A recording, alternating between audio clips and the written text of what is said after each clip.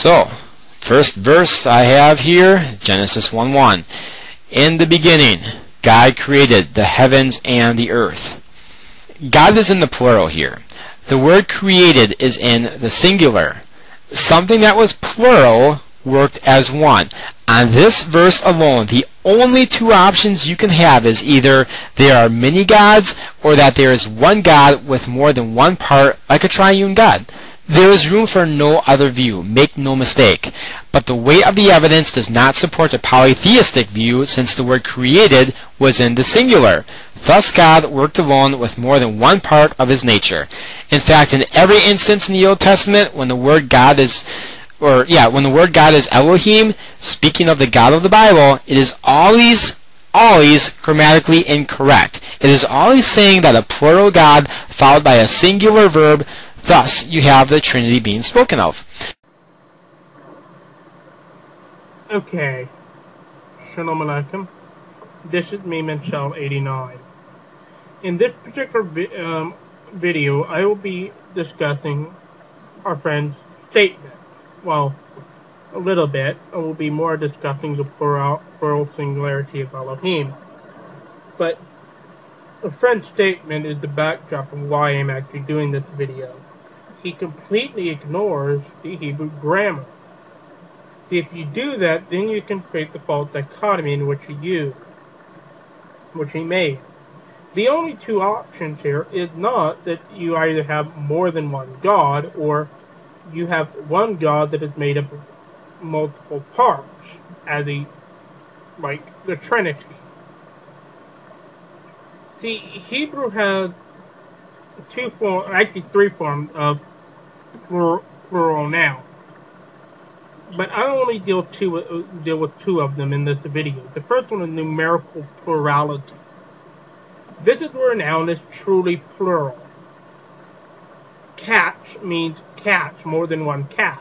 Dog means dogs means more than one dog. Alright? CDs means more than one CD. There are three characteristics of a numerical plurality. This is when the plural, when the noun has a plural suffix, the Yud-Mem suffix. When it comes after a plural verb, and it comes before a plural adjective. Those are the three characteristics of a numerical plurality: plural suffix, plural verb, and plural adjective. Give you an example: the verb of the sentence Shamar HaKalev HaGadol, the big dog guarded. The noun Kalev means dog. The verb here is Shamar, which means guard, or he guarded. And Gadol is great, or big, or high.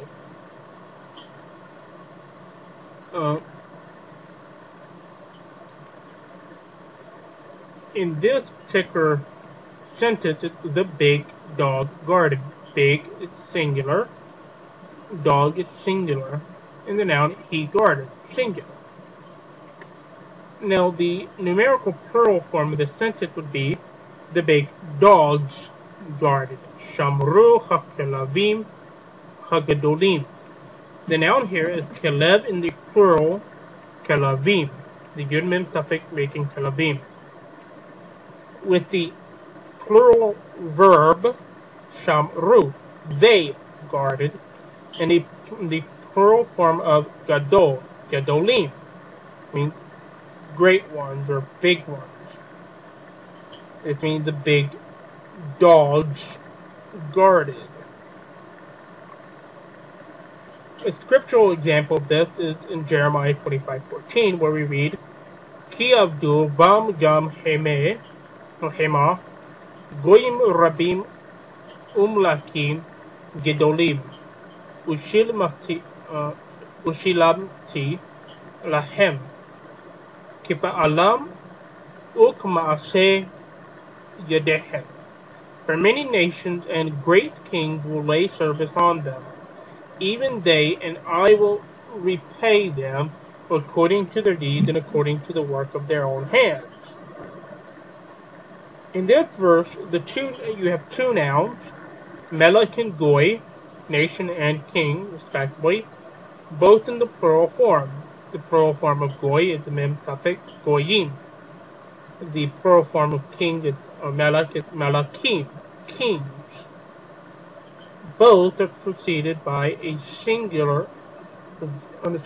plural verb, avdu, they will serve. And both follow plural adjective, both have plural adjectives to them. Goyim is modified by the adjective rabim, which is the plural form of rab, which means great. Such as Rabbi means my great one. In this case, Rabbi means great ones, or just great. It can also mean great as in many. Gadol is again big, or great, or high. Well, such as high priest is called Gadol. This is Gadolim, the plural form of it. The great king is stretches out. The whole purpose, by the way, so this tells us that king, the nation, is truly plural. Both nouns have this sentence has all the attributes of a numerical plural. So we're talking about more than one king and more than one nation. Now, the second form of plurality is the majestic plurality, where a noun is grammatically plural, but it's singular in meaning, or numerically singular. The three characteristics of a majestic plural is it has a plural suffix, a singular verb, and a singular adjective. Again, back to our example, the big dog guarded, Shamar HaKalev HaGadol, and the majestic plural would read, Shamar HaKalavim HaGadol, the big dog guarded. The word Kalev is in the plural, Kalavim, meaning dogs. But how do we know that this is dogs? With the singular verb, Shamar, and the singular adjective Gadol, translate the big dog guarded. Modify, which brings the word dog. The reason why it's in the plural is it intensifies the word dog. It intensifies the noun, the greatness of the noun. So if you will, the big great dog, the humongous dog. It has the effect of a majestic plural is the same as hyperbole in English. It intensifies what you're talking about. A scriptural example of this is in Genesis 39:3, talking about the Egyptian master that Joseph had. And it's speaking of Joseph and what his master did, it reads, Vaya'ar Adonai v'ki Yehovah-Ito, v'kol asher hu oseh Yehovah machliach b'yado. And his Lord saw that Jehovah was with him, and all which he had done, Jehovah caused to prosper in his hand. Now the verb is Vaya'ar, and the noun is Adonai. Adonai is his lords, his Adonim. And the verb here is Vaya'ar, singular, and he saw. We're dealing with one person, one Lord. Now, you may wonder, hold on, how is Adonai singular, plural and not singular? Well, the plural form of Lord, the singular form is Adon, by the way, the plural form is Adonim. Again, you added yod and mem suffix to it. It means lords or masters. If you add a vav suffix to that, meaning his, you would read, or of him, you would read Adonimo, which is not even a word in Hebrew. It doesn't make any sense. It doesn't exist. So what you would do is you would drop the mem, and you would add a vav, reading Adonai, meaning his lords. That's the plural form, the possessive plural, third person possessive plural of Adonim, his lords. So again, this particular verse that we're looking at has the singular verb. This matches the characteristic of majestic plural. The verb, the noun, is written in the plural to intensify Lord, great Lord, if you will. His great Lord Saul. If you just talking about numerical plural, it would have read Vayiru Adonai, and his lords saw that Jehovah was with him. The next example is in Exodus 22:13, which talks about a slave dying. And we read, V'ki yish'al ish me'im re'ehu v'nishbar o me be'alav enimo shalem yishlem.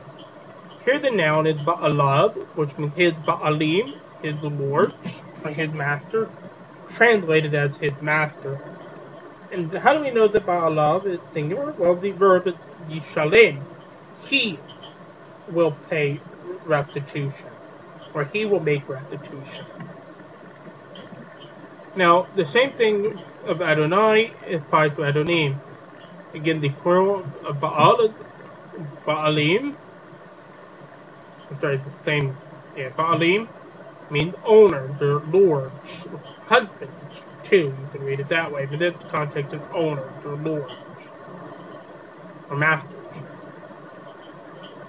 If you add a vav suffix, it means his, you read Ba'alimo, which is not a word in Hebrew. You drop the mem, and you add a vav. His owners. That's what you do. You just drop the mem, and you have Ba'alav. His owners. Now, if this was going to say his owners, plural, the verb would have been yishalmu, and they will make restitution. But that's not what we read. We read he, yishlem. He will make restitution, making ba'alav singular numerically, but plural grammatically, and it's written that way to intensify Baal, his great master, or his great owner. The next example is Psalm 7 verse 10, which we read, Yigmar na ra reshaim udkonen shadik uvochen libot uklayot Elohim shadik. Let, I pray thee, be ended the civil of the wicked, and establish thou the righteous, and a trier of hearts and reins is the righteous God, or the God of righteousness. Shadik is singular, an adjective, the singular, meaning righteous, or righteous one. Elohim, the noun would be righteous one. Elohim is plural, the plural noun.